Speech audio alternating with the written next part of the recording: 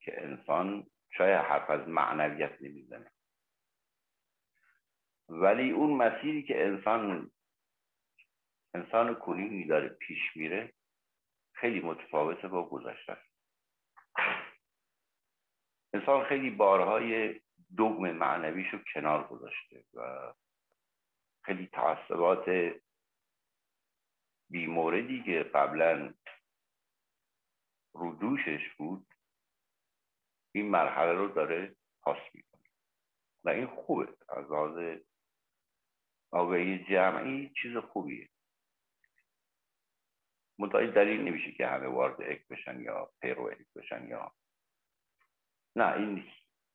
شاید یک نفر اصلا به خدا اعتقاد نداشته باشه، ولی این آگاهی جمعی که صحبتشو میکنیم کلا پوسته اون اعتقادات خرافی و اون تعصباتی که ما در گذشته شاهدش بودیم کلا پوستش شکسته و انسان وارد یک نوع آگاهی جدید در این عصر شد.